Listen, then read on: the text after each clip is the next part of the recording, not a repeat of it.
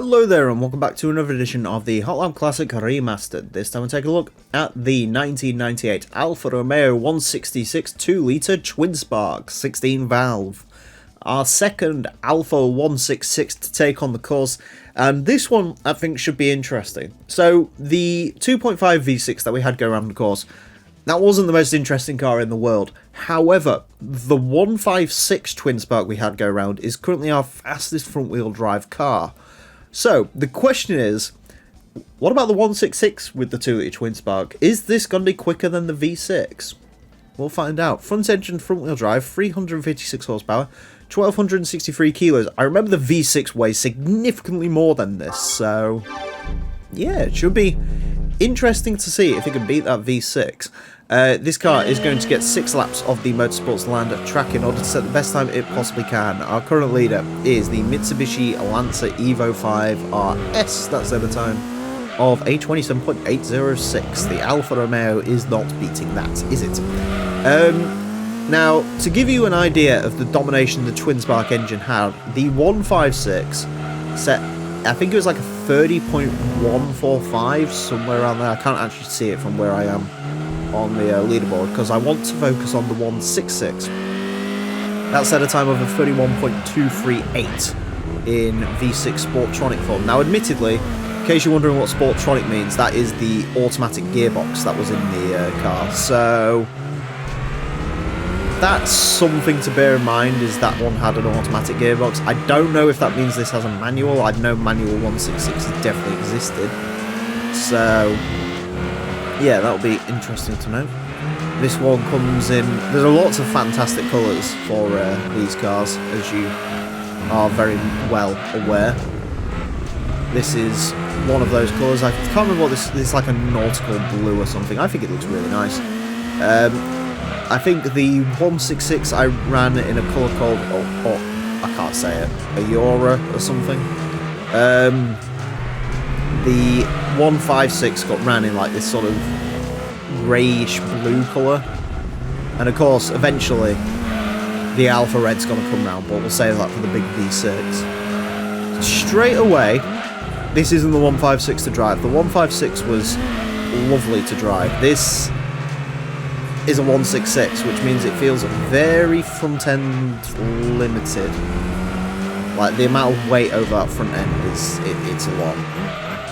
Which isn't surprising considering the size of the car. I do like the 166, so I hope this does well, but I can just feel like the front end plows through the corners. 31.028, it is quicker than the V6.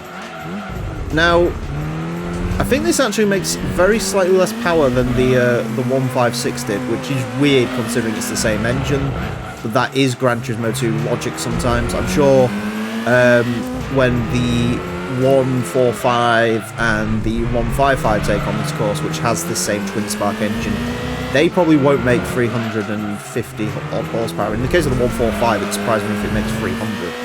So that is just sort of Gran Turismo logic sometimes, and you just have to put up with it.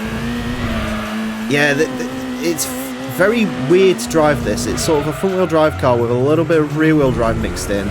It's sort of got all the worst of all areas. It's got limited front end, but also oversteer.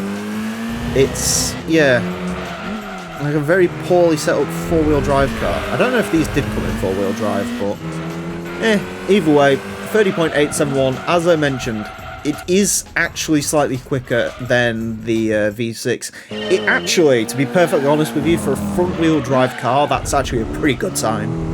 I mean, the V6 wasn't slow. The V6 did have handling issues, though, and this one, much like that V6, does have handling issues as well. It actually counts sort of green. I like it. It's a good colour. Yeah, could it have gone quicker? I think so, but the handling on it is just, it's not all that good, if I'm being honest. It just isn't peachy.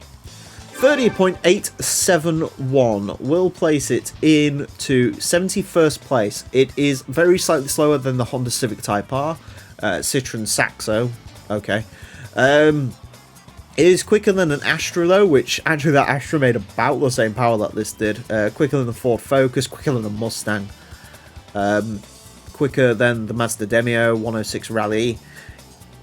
Again, it's like 0.34 up on that 166 V6 we had, so yeah, unfortunately it hasn't quite set, you know, helped this car's qualms. I was hoping it was going to be, well, unrealistically, but I was hoping it was going to be just behind the 156, but no, it's only solved part of this car's issues. It's slightly reduced the weight, but it also handles horribly, so that's not particularly great. So go for the 156.